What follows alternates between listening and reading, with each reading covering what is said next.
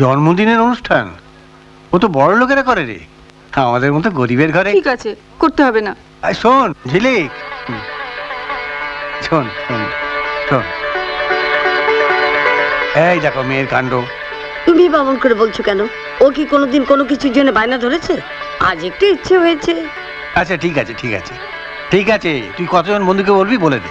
হ্যাঁ রে, যে কজন তোর ইচ্ছে বলে দিবি। হ্যাঁ হ্যাঁ আচ্ছা মা।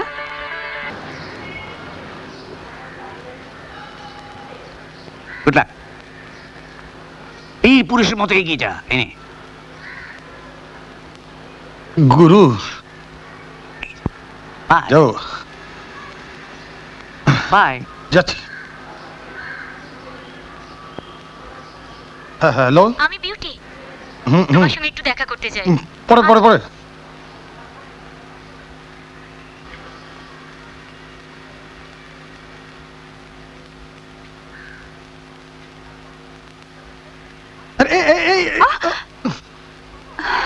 ওমা, হ্যাঁ তুমি? তোমার জন্মদিনের শুভেচ্ছা জানাতে।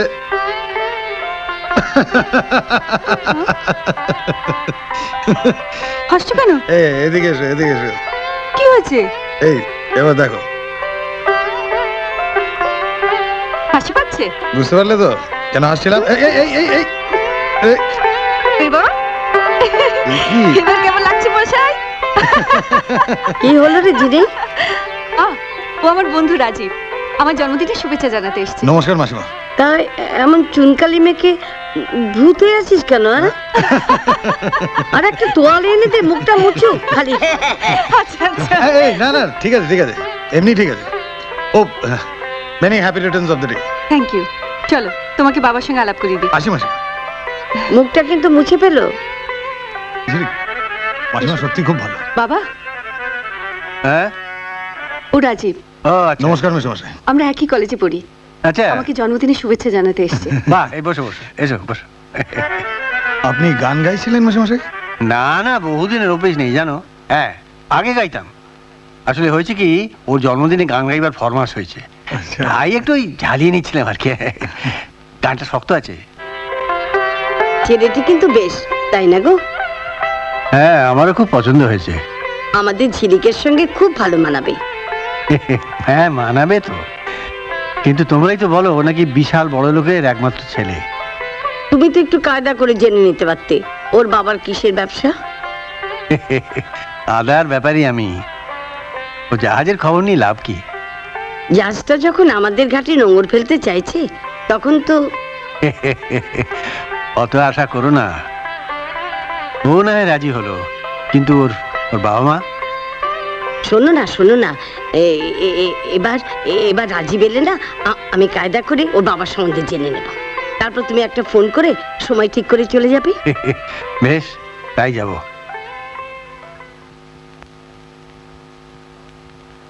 আমায় ডেকেছেন স্যার?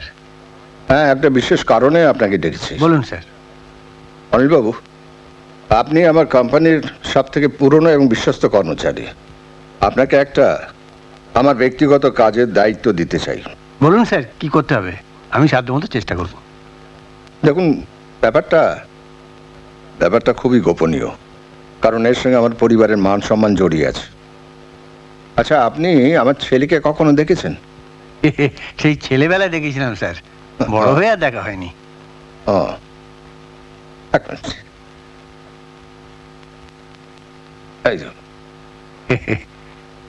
এই আমার ছেলে, জানেন, শুনছি যে ও কলেজের একটা মেয়ের সঙ্গে ইদানিং খুব মেলামেশা করছে। এদিকে আমি আমার এক বন্ধুর মেয়ের সঙ্গে ওর বিয়ে ঠিক করেছি। আপনার ছেলে সেটা জানে স্যার? না, ও জানে না, কিন্তু আমি তাই ভাবছি যে ও এরকম একটা ভুল করছে কেন।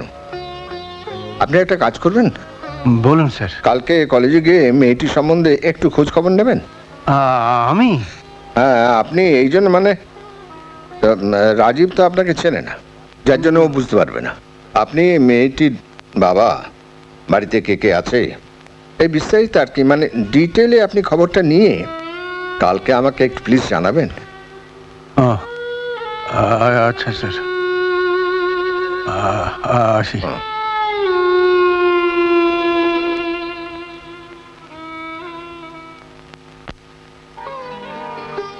কাল স্যার যদি জিজ্ঞাসা করেন? তুমি এত চিন্তা করো না তো বাবা। কাল কলেজে গিয়ে আমি রাজীবকে বলবো যে আমার বাবাকে তোমার বাবা এই এই বলেছে। তাতে যদি ওর বাবাকেও রাজি করাতে পারে ভালো, তা না হলে আমি ওর সঙ্গে মিশবই না। তুমি অত চিন্তা করো না তো। না, আমি ভাবছি কাল আমি স্যারকে গিয়ে কি বলবো। তোমার বাবা বলবেন মেয়েটি আর কলেজে আসে না। কিন্তু তোমার বাবা যদি অন্য কাউকে পাঠান? সে পাঠালে পাঠাবে। তুমি তো বলছো পাঠালে পাঠাবে, কিন্তু আমার বাবা সেদিন ভীষণ ভয় পেয়ে গেছিলেন। তোমার বাবা নাকি ভীষণ রাগী মানুষ, গরিবদের একেবারেই সহ্য করতে পারেন না। বাবা পছন্দ করেন না, করবেন না, আমি তো করি। না রাজীব না, তোমার বাবাকে আমি খোলাখুলি জিজ্ঞেস করতে চাই, উনি আমার মতো গরিবের মেয়েকে পুত্রবধূ করতে রাজি হবেন কিনা। দেখো ঝিলিক। না রাজীব, তুমি আর না করো না। ঠিক আছে, যেটা তুমি ভালো করো। কলেজে আসেনি? আগে না, আজও আসেনি। শুনলাম কালও আসবে না। মেয়েটির সম্বন্ধে খোঁজ খবর নিয়েছেন? মেয়েটি কোথায় থাকে, বাবা কি করেন? আগে আগে রাজীবের এক বন্ধুর সঙ্গে দেখা হয়েছিল।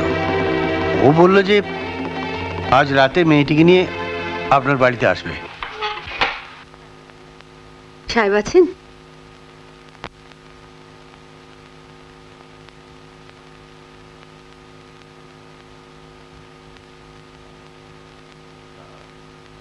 থাক, প্রণাম করতে হবে না। আপনি আমার থেকে বয়সে অনেক বড়, আমার উচিত গুরুজনকে প্রণাম করা। আমি আপনাকে প্রণাম করতে গিয়েছি, প্রণাম নেওয়া বা না নেওয়া আপনার ইচ্ছে। আমার ইচ্ছেটা কি নিশ্চয়ই সেটা তুমি জানো,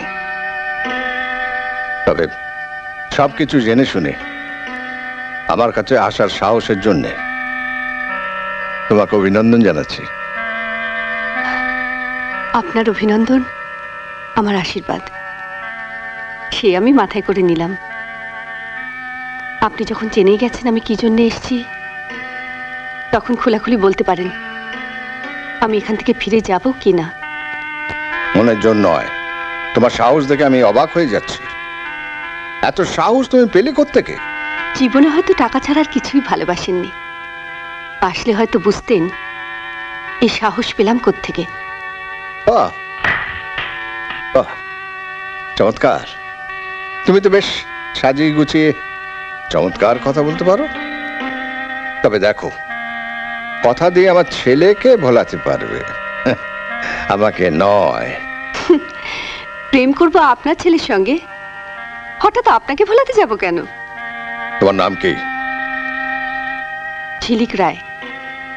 ঝিলিক রায়?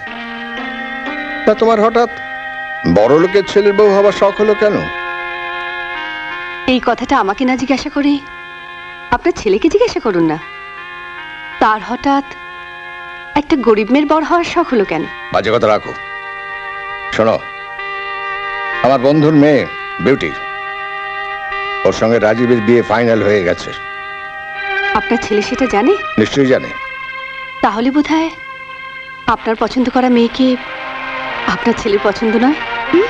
পছন্দ হোক না হোক, ওই মেয়েটির সঙ্গে রাজীবের বিয়ে হবে। জোর করে বিয়ে দেবেন? প্রয়োজন হলে তাই দেবো। তাহলে আর আমার একটু খোঁজ খবর নিচ্ছেন কেন?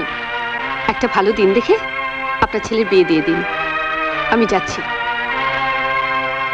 শোনো, তোমার বাড়িতে কে কে আছে? আমি, মা আর বাবা। তোমার বাবা কি করেন? একটা প্রাইভেট কোম্পানিতে কাজ করেন। কত মাইনে পান তোমার বাবা? পাওয়া তো উচিত অনেক বেশি টাকা, কিন্তু কোম্পানির মালিক ভীষণ কৃপণ আর সুবিধাবাদী। প্রায় 25 বছর ধরে আমার বাবা কোম্পানির অ্যাকাউন্টেন্ট হিসেবে কাজ করেছেন। কিন্তু কোম্পানির মালিক মুহূর্তে 3000 টাকা মাইনে দেয়। কোন কোম্পানিতে কাজ করেন তোমার বাবা?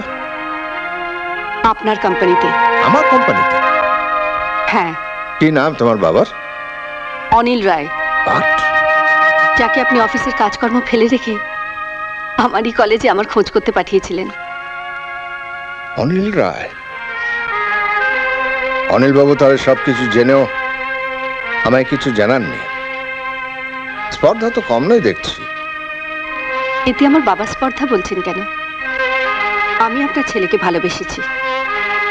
আমার বাবার স্পর্ধা থাকলে কবে আপনার কোম্পানির চাকরি ছেড়ে চলে যেতেন। ঠিক আছে, তুমি যাও।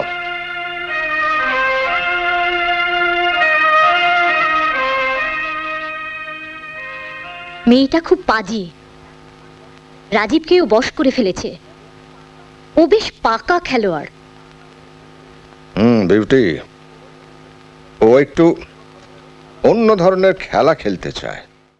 ঝিলিক,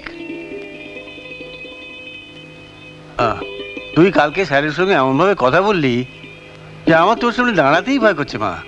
তুমি চুরি করেছো না ডাকাতি করেছো যে ভয় পাবে? সোজাসুজি বলে দেবে তুমি এর মধ্যে নেই, ব্যাস। আমার মেয়েকে নিয়ে ব্যাপার, আমি নেই বলে উনি শুনবেন কেন? তুমি বলে দেবে। আপনি আপনার ছেলের সঙ্গে কথা বলে নিন। ধরো।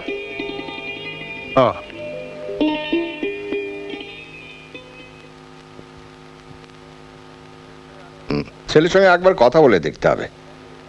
ও যদি একান্তই আপনার মেয়েকে বিয়ে করতে রাজি হয় তো ঠিক আছে, এতে রাগ করার আর আমার কি আছে? তাছাড়া আপনার আমার তো কিছু করার নেই। আপনি তো আর মেয়েকে প্রেম করতে শিখিয়ে দেননি। হ্যাঁ, কাল আপনার মেয়ের সঙ্গে কথা হলো, খুব স্পষ্ট কথা বলে যে আমি পছন্দ করি। কাছে কত টাকা আছে? আগে তা প্রায় 80,000 টাকা হবে। 80,000 না? হ্যাঁ। আপনি একটা ভাউচার করে 17,000 টাকা প্রশান্তকে দিয়ে দিন। ও আচ্ছা।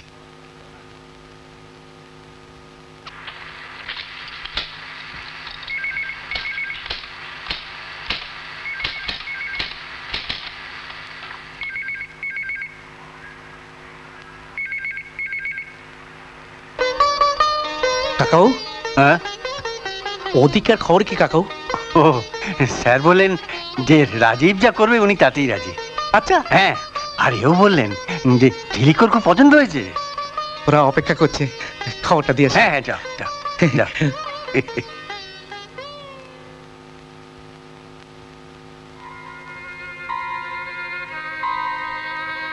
জয় মা, জয় মা, জয় মা। দেখো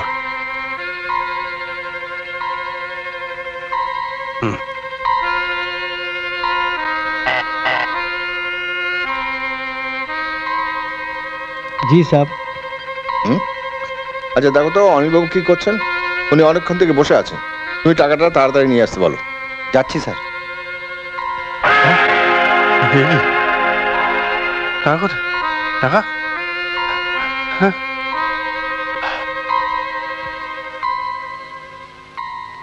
টাকা নেই। না, কালকে আমি নিজে গুনে রেখে গিয়েছিলাম। তাহলে টাকাগুলো গেল কোথায়? বিশ্বাস করুন স্যার, কালকে যাওয়ার সময় আমি নিজে হাতে মিলিয়ে রেখে গিয়েছিলাম। তাহলে টাকাগুলো কি হলো বলতে পারেন? আমিও তো সেই কথাই ভাবছি স্যার। আচ্ছা দেখুন, আলমারির দুটো চাবি। আগে হ্যাঁ। একটা আপনার কাছে থাকে, আগে হ্যাঁ। একটা আমার কাছে থাকে। হ্যাঁ। তাহলে কি আপনি বলতে চান যে আলমারি থেকে টাকাগুলো আমি সরিয়েছি? আগে না না, আমি তা বলিনি। তবে তবে কি বলুন, তবে কি?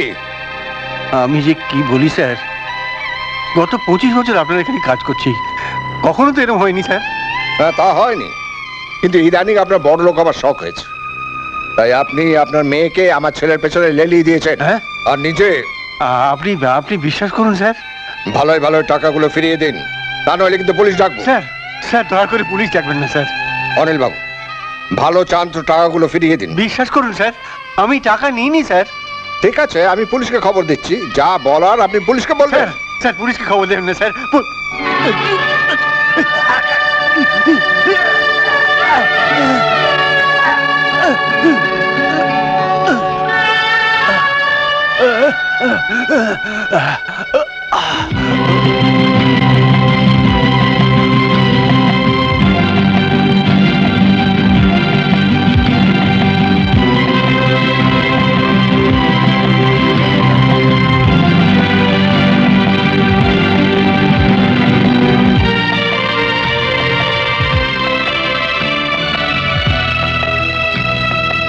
মেয়েটি কে?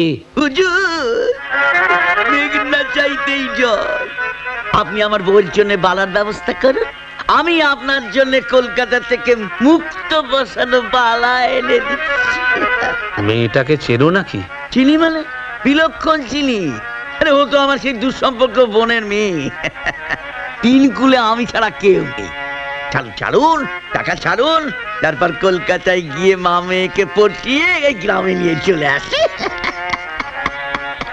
জয় শিব শম্ভু।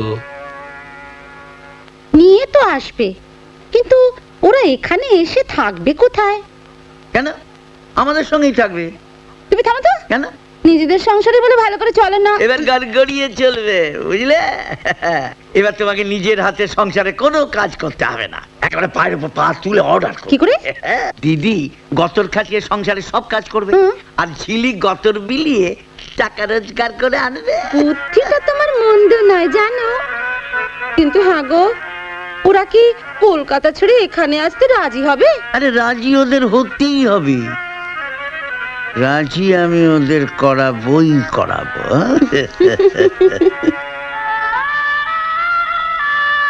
এখান থেকে গেলে আমার পড়াশোনা হবে। কি যে বলিস? আরে আমাদের গায়ে কি কলেজ নেই? সেখানে কি ছেলে মেয়েরা লেখাপড়া করে না? কিন্তু বছরের মাঝখানে কলেজে ভর্তি হওয়া যাবে? তোর তারা বাবা গরিব হতে পারে, কিন্তু তাই বলে ভাবিস না যে আমার কোনো ক্ষমতা নেই। আমার গায়ের মাথা, মানে গায়ের মহাজন বিক্রম রায়, সে আমার কত শ্রদ্ধা ভক্তি করে জানিস? আরে তাছাড়া তুই আমার ভাগ্নি, সে বলেছে তোকে নিজে নিয়ে গিয়ে কলেজে ভর্তি করে দিয়ে আসবে।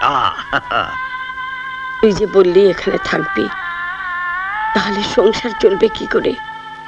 তোর লেখাপড়া, বাড়ি ভাড়াই বা কে দেবে? কেন মা, আমি টিউশনি করব। বাহ বাবা বাহ, কি বললি? তুই টিউশনি করবি? না না না না, আমি বেঁচে থাকতে তোকে টিউশনি করতে দেবো। দেখ ঝিলি, তুই তো জানিস যে আমার কোনো ছেলে মেয়ে নেই, তুই তো আমার মেয়ের মতো, আমি থাকতে তোদের কোনো অসুবিধাই হবে না। মা, তুমি সব জিনিসপত্র গুছিয়ে নাও, আমি একটু কলেজ থেকে ঘুরে আসি। কলেজে কার কাছে যাবি? রাজীবের কাছে, যার বাবা তোর বাবাকে চোর বদনাম দিয়ে মারলো, তার কাছে তুই যাবে না। ইয়েস ইউ, তুমি খুন করেছো। মিথ্যে চুরির বদনাম দিয়ে পুলিশে ধরিয়ে দেওয়ার ভয় দেখিয়ে তুমি ঝিলিকের বাবাকে খুন করেছো। তুমি একটা খুনি। কি আশ্চর্য, যে লোকটা এতগুলো টাকা চুরি করে। থামুন, আপনি কি মনে করেছেন আমি কোনো খোঁজ খবর রাখি না নাকি? কিসের খোঁজ খবর? Good question. আচ্ছা বাবা, ঘটনার আগের দিন রাত্রিরে তুমি আর উনি অফিসে গেছিলে কেন? সেই রাতে আমরা অফিসে গিয়েছিলাম। ইয়েস বাবা ইয়েস, যে লোকটাকে টাকা দিয়ে তুমি মুখ বন্ধ করে রেখেছিলে, আমার হাতে মার খেয়ে তার সেই মুখ খুলে গেছে। অশোকদা, ওটাকে নিয়ে তো।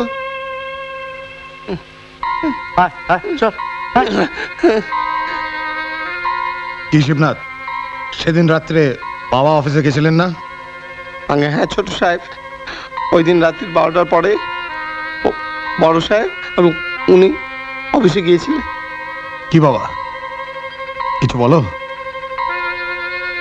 অশোকদা, ওকে নিয়ে যাও। টানবেন না, লাগে যাচ্ছি। শোনো বাবা, কাল সকালে ঝিলিক আর ঝিলিকের মাকে আমি এখানে নিয়ে আসছি। যা ক্ষতি তুমি ওদের করে দিয়েছো সে তো আর পূরণ করা যাবে না।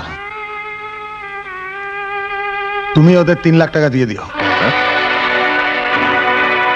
3 লাখ?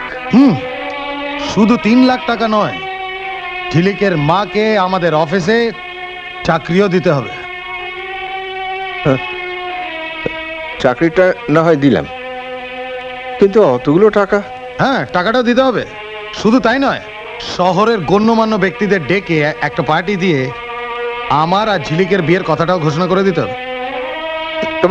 তুই জোর করে শোনো বাবা, আমি কিন্তু আর বাবা টাবা মান, আমি যা যা বললাম ঠিক তাই না হলে আমি কিন্তু পুলিশে খবর দিয়ে দেবো। এই রে গড, তুমি কি আর কিছু বলবে? শোনো, তুমি টাকাটা রেডি রেখো, আমি কাল সকালবেলা ঝিলিক আর ঝিলিকের মাকে এখানে নিয়ে আসছি।